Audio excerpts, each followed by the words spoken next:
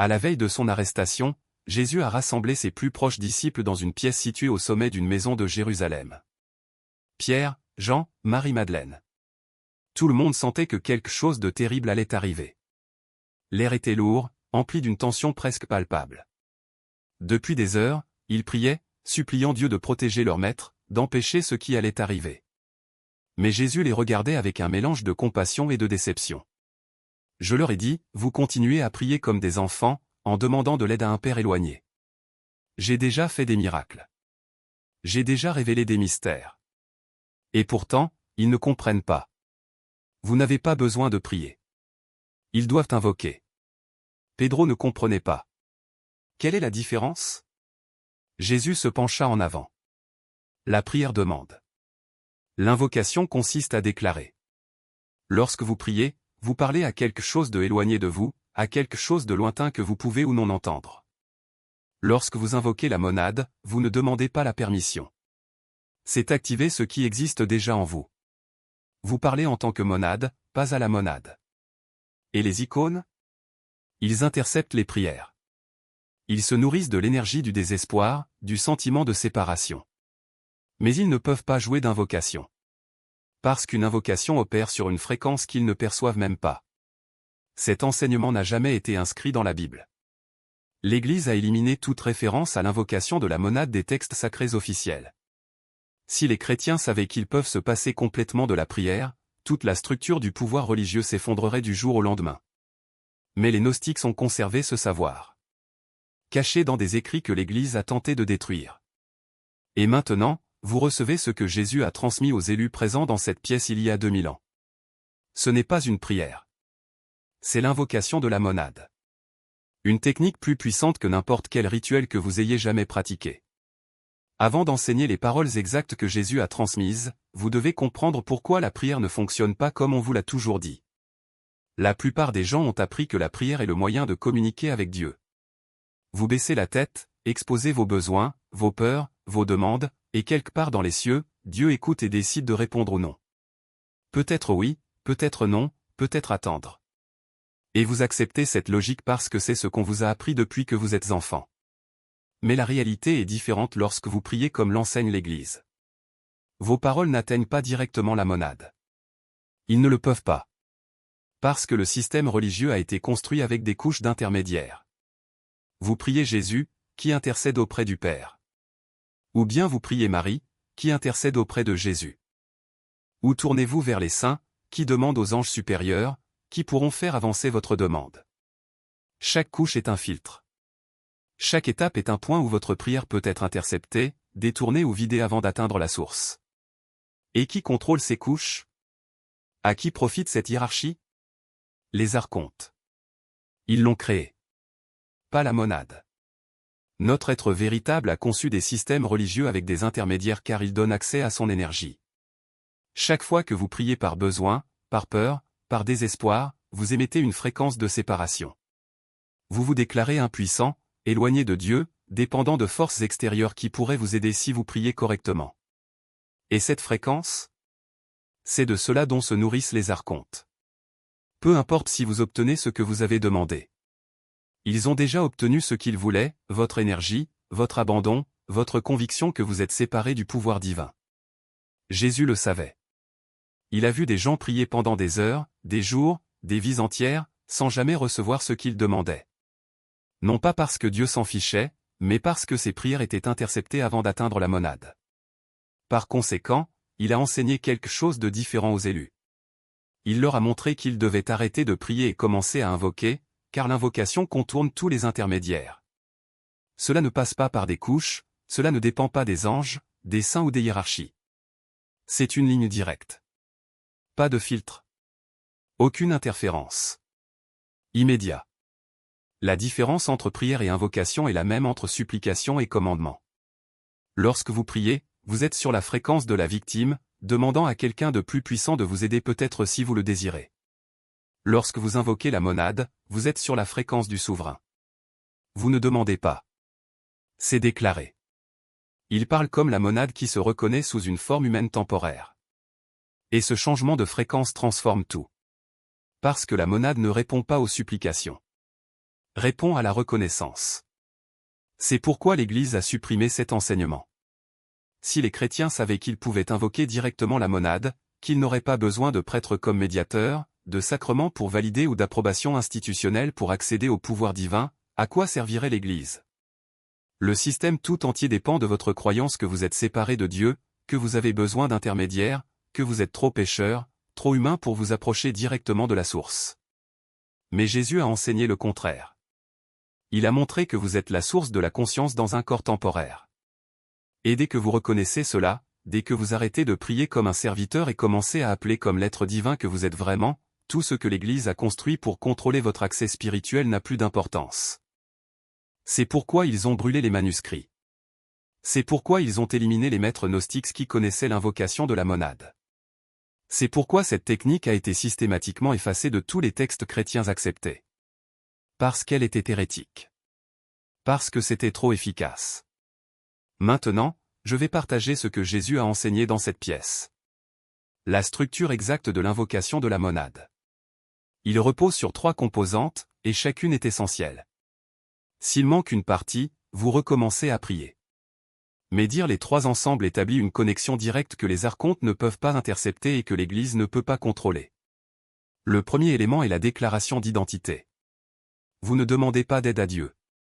C'est affirmer ce que vous êtes. C'est la base. Parce que la monade ne répond pas à la séparation. Répond à la reconnaissance. Lorsque vous parlez, vous devez parler avec connaissance et non avec espoir. Ce n'est pas « j'essaie de me connecter avec Dieu ». Ce n'est pas « je suis un pécheur qui cherche la grâce ». Vous dites en vérité que vous êtes la conscience de la monade sous une forme temporaire. Vous n'êtes pas séparé. Cela ne l'a jamais été. Le deuxième élément est l'ordre d'attention. Ce n'est pas poli. Ce n'est pas un humble plaidoyer. Vous ne demandez pas à la monade de vous écouter si elle n'est pas occupée. Cela exige de l'attention. Parce que vous ne parlez pas à quelque chose d'extérieur. Elle parle comme la monade à elle-même. Et lorsque la monade se reconnaît, l'attention est automatique. Ce n'est pas de l'arrogance. C'est une reconnaissance. Vous éveillez la conscience de la source au fait qu'un de vos fragments appelle. Et cet appel ne peut être ignoré. Le troisième élément est la manifestation directe. Vous ne dites pas « si vous voulez, aidez-moi s'il vous plaît » ou « j'espère que cela fonctionnera ». Vous, les élus le voient. La visibilité est une protection. Lorsque vous déclarez ouvertement votre appel, vous ancrez la fréquence dans le champ collectif, ce qui rend plus difficile pour les archontes d'isoler ou de déformer votre signal. Le silence est le rallié. La transparence est à vous. Deuxièmement, prononcez les mots à voix haute. Pas mentalement. Pas de chuchotement. Avec conviction. La monade répond à la vibration physique de votre voix, et non à l'intention abstraite. Lorsque vous prononcez « Je suis la monade », le son porte la fréquence de l'unité. Lorsqu'il dit « Écoutez-moi », l'air vibre avec l'autorité du commandement. Et lorsque vous déclarez « Manifeste-toi maintenant », l'espace autour de vous se plie pour obéir. Le son est le plus ancien outil de création. Au commencement, c'était la parole. Pas la pensée. Je n'en veux pas. La parole parlait. Troisièmement, observez sans attente. Ne cherchez pas de signes. Ne forcez pas les interprétations. La monade n'opère pas dans l'anxiété. Elle répond avec certitude. Si vous continuez à regarder l'horloge en attendant que quelque chose se passe dans 3 heures, vous avez déjà introduit le doute dans le domaine. Le doute est une séparation. Et la séparation est le terrain des contre. Au lieu de cela, passez l'appel et continuez votre vie. Ayez confiance que la réponse est déjà en mouvement. Parce qu'elle l'est. La monade n'a pas besoin de votre vigilance pour agir. Elle a besoin de votre confiance. Maintenant, un avertissement, la première fois, vous pourriez ressentir une résistance. Pas de l'univers. De vous-même. Votre esprit conditionné murmura, c'est présomptueux. Qui suis-je pour parler comme ça? Et si ça ne marche pas? Ces pensées ne sont pas les vôtres. Ce sont des échos de siècles de programmation religieuse, qui enseignaient que le divin est là-bas, séparé, et que vous n'êtes qu'un suppliant. Mais la monade n'existe pas. Elle est toi. Et vous ne demandez pas. Vous vous souvenez. Quand une résistance surgit, ne la combattez pas, répétez simplement l'appel. Plus haut. Plus fermement. Chaque fois que vous dites « je suis la monade », la fréquence de l'unité se renforce. Chaque fois que vous dites « écoutez-moi », la commande devient plus claire. Chaque fois que vous déclarez « Manif Now », la réalité s'aligne un peu plus. La résistance est comme un muscle atrophié. Au début, ça fait mal. Ensuite, renforcez. Et si rien ne se passait? Ce n'est pas possible. Parce qu'il se passe toujours quelque chose. Vous ne le reconnaîtrez peut-être pas tout de suite. La monade ne se limite pas à vos attentes. Elle peut réagir par une révélation soudaine, une opportunité inattendue, voire un défi qui, à première vue, semble être un obstacle. Mais c'est toujours une réponse. Apprenez à voir les signes. Ils ne seront pas munis d'étiquettes. Ils surviendront comme des coïncidences qui vous feront vous arrêter et penser, ce n'était pas une coïncidence. Voici la vérité que peu de gens comprennent, l'appel de la monade n'est pas un appel à l'aide. C'est un rappel de qui vous êtes. Lorsque Jésus a dit « Moi et le Père nous sommes un », il ne faisait pas une déclaration théologique. J'activais le même circuit que vous activez lorsque vous dites « Je suis la monade ». Il ne priait pas. Cela fonctionnait. Et vous le pouvez aussi. Les R contre le savent. Par conséquent, ils travaillent sans relâche pour vous maintenir dans la position de suppliant. Ils veulent que vous demandiez. Attendez. Douteux. Parce que pendant que vous posez la question, vous êtes dans leur domaine. Pendant que vous attendez, vous êtes à leur heure. Pendant que vous doutez, vous êtes sur leur fréquence. Mais quand vous appelez, vous quittez ce champ. Vous entrez dans le maintenant. Et pour le moment, il n'existe pas. Ce n'est pas de la magie. C'est de la mécanique quantique spirituelle. Vous ne manipulez pas les forces extérieures. Il s'agit d'aligner votre fréquence avec la source. Et lorsque la fréquence s'aligne, la manifestation est automatique. Pas parce que l'univers a décidé de vous donner quelque chose. Mais parce que vous êtes devenu le canal par lequel la création s'exprime. La monade n'est pas un pouvoir que l'on acquiert. C'est un pouvoir que vous reconnaissez. Tu es déjà elle. Ça l'a toujours été. L'appel ne crée pas la connexion. Cela supprime ce qui bloquait votre perception d'elle. C'est comme si vous enleviez un bandeau sur vos yeux. La lumière était toujours là. Vous ne l'avez tout simplement pas vue. Et quand on le voit, tout change. Les décisions deviennent plus faciles. Les peurs perdent de leur force. Les opportunités apparaissent sans effort. Non pas parce que le monde a changé. Mais parce que tu as changé. Vous avez cessé d'être un fragment perdu dans la séparation et êtes devenu un point source conscient. Et la source ne combat pas. Elle crée. Cela ne veut pas dire que la vie deviendra un lit de roses. Cela signifie que vous ne serez plus victime des circonstances. Les défis viendront. Mais maintenant, vous les affronterez comme une monade, et non comme un humain effrayé. Et ça fait toute la différence. L'appel de la monade n'est pas un raccourci. C'est un retour. Un retour à sa nature originelle. À son autorité originelle. À votre capacité originelle à créer. Vous n'apprenez pas quelque chose de nouveau. Vous vous souvenez de quelque chose de vieux. Quelque chose que j'ai toujours su, mais que j'ai oublié. Et quand vous vous en souviendrez, vous ne pourrez plus revenir en arrière. Parce qu'une fois que vous ressentez la puissance de l'appel, une fois que vous ressentez la réponse immédiate, une fois que vous voyez la réalité se plier à votre parole, vous n'accepterez plus jamais de vivre autrement. La prière deviendra obsolète. Espoir, inutile. Le doute n'est pas pertinent.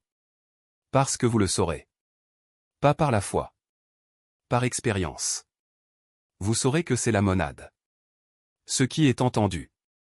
Ce qui se manifeste maintenant. Et cette connaissance est la clé qui ouvre toutes les portes. Vous reconnaîtrez que vous l'activez aujourd'hui. Pas demain, pas quand tu seras prêt, mais maintenant. Parce que lorsque la monade répond, ce n'est pas une chance, c'est un choix. Et ce choix vous appartient. Deuxièmement, comprenez que le chemin ne s'arrête pas là. Des techniques avancées d'invocation monadique, des manifestations spécifiques de protection, une clarté sur les illusions qui nous entourent, tout est disponible. Mais seulement pour ceux qui ont déjà franchi le seuil. Seulement pour ceux qui ont arrêté de demander et ont commencé à exiger. Troisièmement, ne le gardez pas pour vous. La vocation est individuelle, mais la révélation est collective. Ceux qui prient encore, qui espèrent encore, qui doutent encore, doivent savoir qu'il existe une autre voie. Un chemin sans intermédiaire, sans rituel vide, sans autorisation. Montre-leur. Partagez. Laissez-les ressentir le même choc de reconnaissance que vous avez ressenti. Maintenant, faites ce qui doit être fait. N'attendez pas.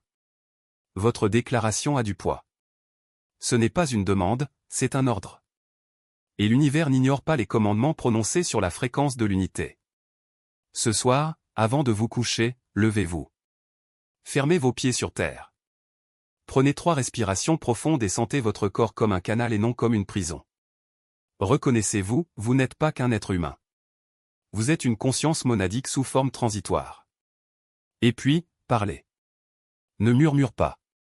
Ne demandez pas déclarer. Je suis une monade. Écoutez-moi. Manifestez-vous maintenant. Dites ensuite ce que vous souhaitez manifester. Pas avec hésitation, mais avec la certitude de quelqu'un qui sait déjà qu'on s'occupera de lui. Restez ensuite silencieux pendant 30 secondes. Ressentez ce qui se passe.